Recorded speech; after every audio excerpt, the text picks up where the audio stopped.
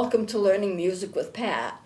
You see me holding here two soprano saxophones. This is a very, very old instrument. It has a lot of great value to it. It's been restored. And this is a newer, straight soprano sax. They're both sopranos. This is curved. This is straight. This one is fairly new. You can see it has the gold lacquering on it. There's some silver lacquering on it. And it's a very attractive, very nice instrument. This is more or less grayish. It came like that. There was gold on it. Let me put this down for a second so I can show you more what this old one is like. Whoops, there we go. There was some gold on the keys. That's worn off. Some of these side keys had gold on it. That's worn off. But the whole thing is kind of like gray. And yet this instrument has very great value, a lot more value than this new one. But you know it's an old instrument because it looks old. It's an old instrument because they do not have the ivory keys or ivory-looking keys, usually plastic that looks like ivory, although older instruments had ivory. And it's just like metal. Everything is metal. And in the back, the thumb rest to the instrument is metal. I had this in last week. So this is an older instrument. This is a younger instrument. This cost a lot more because it has greater value. This did not cost so much because it is not as valuable, even though it's bright and it's shiny and very attractive. So the question that I've been asked more than once is this. Does an instrument ever get so old you can't use it anymore, that you shouldn't use it as a solo instrument because it's lost something? Well, my rule of thumb is this. Any good instrument, if you start off with a good instrument, not necessarily a new one, but a good one meaning that it's in pitch A440 like it should be, it's in pitch with itself, it's easy to blow, it doesn't have any broken parts to it. The pads are in good shape. They close the holes adequately. And it's just in very good condition. And you have taken care of this instrument. If you've had it for a while, it's not in extremes of temperature. It's been well taken care of. Then an instrument like that, that's in good shape to begin with and well taken care of, can last for years and years and years. It might even last as long as you do. The younger instrument is probably no more well-built than the old one. But it doesn't matter. If you start off with an instrument that you take care of, then it doesn't matter what its age is. However, there are times when an instrument, I think, might become a little bit used enough that maybe it doesn't respond as well. Case in point, I have an alto saxophone. It's not here with me today. My parents bought it for me when I was about 8 or 9 years old when I started studying the saxophone. Before that, I was taking piano lessons for 2 or 3 years. But I really wanted to play saxophone. I dropped the piano and started saxophone, and my parents bought me this wonderful instrument that I use to this day. This instrument is I've used it over 60 years. I think the instrument is well over 70 years old because it was used when I got it. And I've played it for over 60 years. And it's always been an absolutely wonderful instrument. I used it for conventions. I've used it for competitions that I've won. I've used it in parades and concerts, you name it. Wherever I was, that instrument was with me. And I loved it, and I use it, and I still use it to this day. It's been restored several times. But I noticed lately that it doesn't sound quite as good as it did. And it pitches a little bit flat, and the other instruments don't. So I'm wondering if because of the years of use that I have given it, and I've given it consistent use, I mean several times a week I would either be practicing or doing a concert or something. That instrument was used practically all the time. And I took good care of it, but it's been used so much for over 60 years. I'm wondering if the metal in it, since it is a saxophone, since it does have metal in it, I'm wondering if the metal is a little fatigued. You hear about instruments, or airplanes, I should say, that drop part of their wings because of metal fatigue. You've heard people talk about bridges and they see chunks of metal fall off a bridge. There's one in Portsmouth that's been doing doing that. And they're saying maybe metal fatigue, just from overuse. You can only use it so much, and maybe it loses some of its luster. So I think an instrument that's in good shape and continues to be in good shape and plays well, there's never such a thing as being too old. But if the instrument has been damaged, say it's a wooden instrument and there's a crack in it, you may as well forget it. There are people who do repair cracks in instruments, but I imagine it's very expensive. I've never had it done. But the instrument itself will not be usable with a crack in it if it's wood. Or if it's not maintaining its pitch well, it may be time just not to use it as a solo instrument anymore. So an instrument might get so old and not function well so that you can't use it anymore as a solo instrument. Not that you'd ever give it away. I certainly would never give away that saxophone. But on the other hand, if it's going to consistently play flat, I'm not going to be able to use it as a solo instrument. So in general, the rule of thumb is as long as the instrument is doing well, receiving good care, then there's no reason why you can't use it for as long as you can. You know, use it until you're 120 years old. It'll still be a good instrument. But if it's starting to show changes and changing of reeds doesn't help, restoring it doesn't help, then it may just be a little bit too tired. And you may have to just not use it anymore. I met an organist. He's absolutely a wonderful organist, and he traveled the country giving concerts. He had a refrigerated car, or it looked like a moving van kind of vehicle, but it was all refrigerated, all temperature controlled. He had a portable organ. It was a pipe organ. It was quite large. He put it in there, and he traveled the country with it, and he gave concerts everywhere, and he was a magnificent organist. The music they played was absolutely beautiful. And he made the comment that he had carried that instrument with him for years and years, but now it was showing signs that it was just a little too tired to continue, and he was going to have to retire it and get himself another organ, because any instrument that is used over and over and over and over again, eventually it's going to show its age. But at the same time, it may be a long time, any number of years, before it shows its age to the point where you can't use it.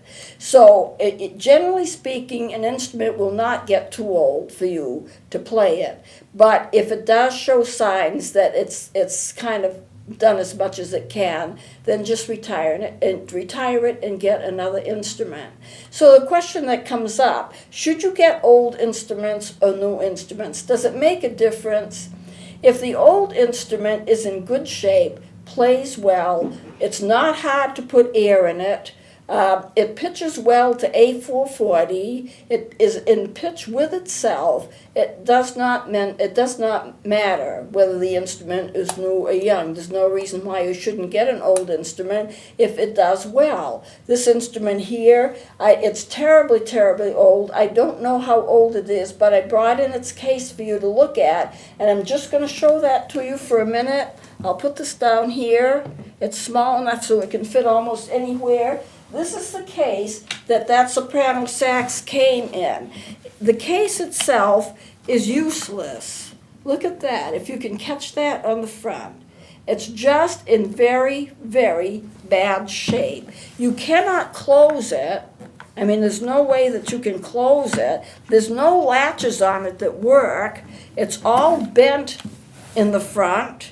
Even the handle doesn't look right to me. It looks like it's warped or something. And if you look in the back, there's part of the fabric that hangs out of the case. And if you open it up, it's kind of dirty. I'm going to twist this around. Cases are important. You need a good, healthy case. And the next time I come in for the next show, we're going to talk about having a good instrument case, what good it is, how important it is, how do you check to see that yours is all right. This you can see, it doesn't even close. The saxophone would fit in here. The bell would go right here, and the body of the instrument up here. And in this section here, which does not close properly, you would put in the neck piece and the mouthpiece and cleaning equipment. Well, I wouldn't use it for that, but it's just in very, very bad shape. It's an old case, and it's just in very, very bad shape. That's one of the reasons I know that the instrument is so old, because the case is so bad. But let me give you a heads up on cases. Do not throw a case away. If you have an instrument, you bought it, a case came with it, most likely. And if a case came with it, do not throw the case away, even if it's unusable, because an instrument is worth a lot more with the original case, even if it's unusual, than if it doesn't have a case at all. If I ever wanted to sell this instrument, and believe me, I never will, if I ever wanted to sell this instrument, it wouldn't fetch near as much money if I just sold the instrument. So when I got the instrument, it cost me quite a bit, and the person who sold me the instrument, it was a music store, said, Pat, whatever you do, don't get rid of the case. You can't use it. It's no good, but don't ever get rid of it. Because if you ever wanted to sell it, ever wanted to get rid of it, then it would not be worth as much unless you have the original case with it, even though the original case is unusable. What I have done to kind of make a case for this is I took a duffel bag and I took a piece of foam board and I cut out the foam board to fit the bottom of the duffel bag. The foam board, of course, is stiff. And then I put on top of it toweling, regular towels, to make it soft, because you don't want the instrument laying in a hard case. It needs to be hard on the outside, as this is, to protect it, but when on the inside it needs to be laying on something soft. So what I did was I used the duffel bag, the foam board, which is stiff. This instrument is not heavy at all, and I put in the cloth and toweling and lay it on top of it and carry it like it's in a duffel bag, which it is, and that works out well for now. At some point, of course, I'm going to go ahead and buy a special case for it. Cases are interesting. They're not necessarily interchangeable. If I had another instrument that was a saxophone like this, a curved soprano, and it came in a case, I bought it, say, new, and it came in a case, this instrument wouldn't necessarily fit into it.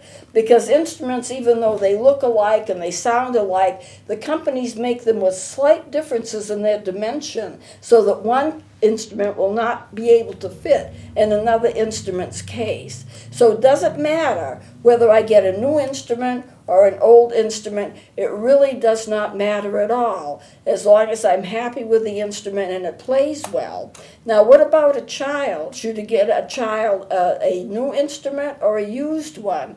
Depending upon how much money you can spend, I would kind of opt for the new one, simply because I think with a child, having a new instrument is going to be a lot more exciting to them than having an older one, even though the older one plays well. So if you can't afford it, I think that a newer one might be better for a child. But if price is an issue and you can't get a new one, get a used instrument that's in real great shape, and the child will do just as well. It doesn't matter whether it's old or whether it's new. So old or new, it's all right.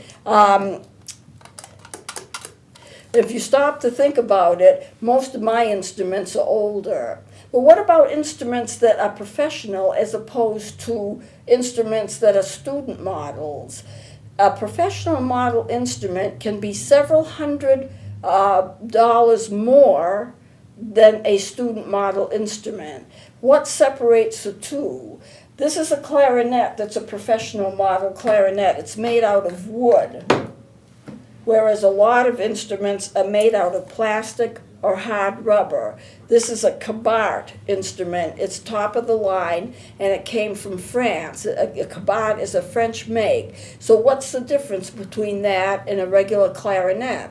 Clarinets are made, the wooden clarinets are made, they have a process that they go by. They take chunks of wood about the size of the clarinet, and they soak them in oil for many, many, many months. They soak them right in oil. And then when they get black, that's when they have enough oil in them. They take them out and then whatever I suppose they let some time pass, let it dry as much as possible, and then start carving in the holes that will become the keys. Now, most students who will buy or whose parents will buy a clarinet, they're going to be buying a plastic or a hard rubber clarinet. Is one better than the other? Well, the wood is always the best and the most expensive. My rule of thumb is this: if you are on tour, if music is going to be your life, if you're going to be teaching at a music center, I taught at a fine arts center for 9 years. If you're going to be touring in a band or orchestra, especially one that's well known, you're going to be using an instrument repeatedly, and you're going to be on stage, hot lights, all of that kind of thing, then it's best to get a professional instrument. They have the finest materials, the finest workmanship. They're usually heavier than most instruments because they're really built rugged. They're built to last, and you will be happy that you have a professional instrument. If you're going to be playing a lot, but maybe not professionally, but you're going to still be playing quite a bit, you're going to be playing in local bands or orchestras, you're going to be taking lessons, you're a beginner, then there's no reason why you have to buy a professional instrument. I have had instruments that student models play extremely well. And if you have a good student model, you can play anything that a professional model can play, except it may not be quite as heavy. It may not be geared for as many hours of use, but nonetheless, there's nothing wrong with using a student model. I have a friend of mine who's a trumpeter. Excellent in trumpet, just does beautifully. He has a student model, but he can make that thing sing. You would never know that it wasn't a professional instrument. He's just an absolutely wonderful musician, does a lot of improvisation. I had a flute student who was a very good advanced flute student and decided to buy a professional instrument. On a professional flute, there are some that come with open as well as closed holes. Most flutes have closed holes, but you can buy a special instrument that you can take 2 or 3 of the keys out of the flute and put in 2 or 3 keys that have little holes in them, so it becomes an open-holed instrument. Not the entire instrument is open-holed, but part of the instrument is open-holed. And they use them a lot professionally in symphony orchestras because they have a little different quality to their tone, because instead of having metal cover the holes, you've got the tips of your fingers covering the holes. So, and that was very expensive. She waited for weeks to get it, weeks and weeks. So finally she got it. And she was playing it, I was playing mine, I had a student model, and she had that professional model. You couldn't tell the difference in the sound. You really couldn't tell a difference in the sound. It's the person who's playing it. As long as the instrument is in good shape, it's the person who's playing it that makes the difference as to how it sounds, more than the quality of the instrument itself. But she had this wonderful instrument, and it was a wonderful instrument. It must have cost her hundreds of dollars. I never asked her how much it was, but it sounded just like my student model. Partly because we were kind of equal in our playing ability. So an awful lot of the sound and the quality of the sound comes from the person who's playing it, rather than just having the instrument itself, as long as the instrument itself is in good shape. If it's not in good shape, then because you need to change out the instrument and get another one to replace it. So I hope this will answer some of your questions in terms of what the instruments are like. I have seen a brown clarinet, and the reason it was brown, it was wood, it had soaked up oil, but they didn't keep it in the oil as long as an instrument with black wood is kept. So therefore, it had less oil in it, and I'm assuming had less worth. It sounded all right. It sounded fine. It was very attractive to look at. You could actually see the striations of the wood in it. And as she played it, it sounded fine. It looked beautiful. But on the other hand, you knew it hadn't been in the oil that long because it didn't have as much oil in it. If you have a wooden clarinet, you need to oil it every so often because it will absorb oil, and every so often it should be oiled. You can buy oil for it. So a professional clarinetist will be using a wooden instrument. Student models will be made either of hard rubber or plastic. It doesn't really matter that much as far as the sound is for the most part.